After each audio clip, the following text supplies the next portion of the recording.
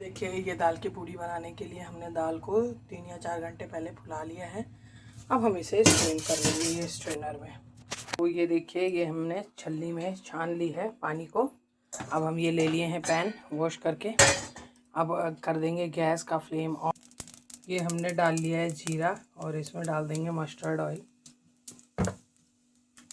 और इसमें आप सूखी लाल मिर्च भी ऐड कर सकते हैं, बिकॉज़ मेरे बच्चे मिर्ची नहीं खाते हैं ज़रा सी भी, तो मैं स्किप कर रही हूँ। अब ये जो दाल स्ट्रेन किया हुआ है ना, अब इसमें हम डाल देंगे दाल, इसमें ऐड कर देंगे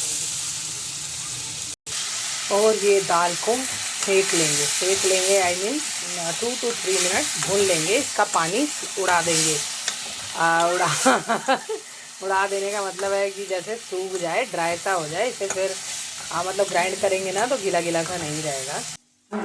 अभी रोस्ट हो गया तो हम कनी आई में पिंक सॉल्ट डाल दी छे। तो अहाँ सबके पिंक सॉल्ट हम कहने रही कि आइ काल्हि कहे छे कि पिंक सॉल्ट खाई, व्हाइट सॉल्ट नहीं खाई। और ये हम वो पूड़ी के आटा ला लगबै छी। पूड़ी के आटा गूंदबै तो में अहू में नमक दऽ देबै और हैया अजवाइनो देबै, हैया क्रश कऽ लेबै। तो क्रश कऽ के अजवाइन दऽ देलिए। आई में जे पिंक सॉल्ट ऐड केने रहिए तो कनी मिक्स कऽ के आब एकरा फ्लेम ऑफ कऽ देबै। एकर फ्लेम ऑफ कऽ देबै। एकरा कहै छी गलत बजा जाए कखनो काल का, ओहिला क्षमा चाहै छी। अब एकरा ठंडा कऽ के ग्राइंड कऽ लेबै। भुना गेल है तो ये ड्राई रोस्टेड सब मसाला है, धनिया, जीरा और कथी कहै छी बड़ी इलायची, छोटी इलायची, दालचीनी, गोल मिर्च सबके पाउडर है। हम ड्राई पीसने रहिए दिन में, तो वो कनी दऽ देबै स्वाद ला, मिक्स दऽ देबै। आ एकरा अभी हम आटा के गूंद देबै।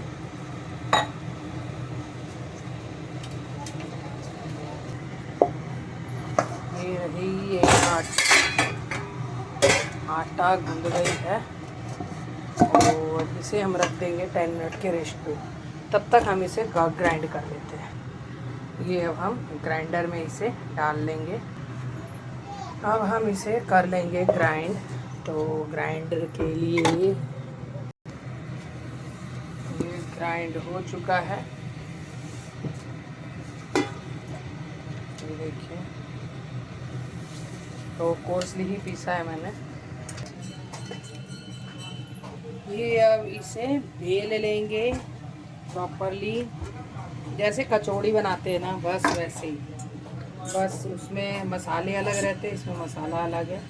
भर लेंगे। जितनी बड़ी आटा की लोइया ली थी उतनी ही बड़ी होगी, मतलब उतना ही अंदाजन उतना ही बड़ा गोल ले लें आप वो दाल की। और यूँ ऐसे मुंह मिलाते हुए यूँ ऐसे दबा दें। ऐसे कभी भी आपका ये दाल पूड़ी खुलेगा नहीं। ये देखिए मैंने 2-3 बना के रखी है और ये रहा। ये हल्के हल्के हाथों से बस इसे बेलें और यूँ अभी मतलब मीडियम फ्लेम था, मीडियम हीट पे। और इसे मैंने अभी थोड़ा ज़्यादा हीट हो गया था तो स्लो कर दिया है और मीडियम हीट पे इसे तलने दें। अभी जब तक मैं ये दूसरा तैयार कर ले रही हूँ। और ये मीडियम हीट पे ये होता है ना कि अच्छे से प्रॉपरली अंदर सिक जाता है। और वैसे थोड़ा हाई फ्लेम रखेंगे तो बाहर से सिक जाएगा और अंदर से कुक नहीं होगा।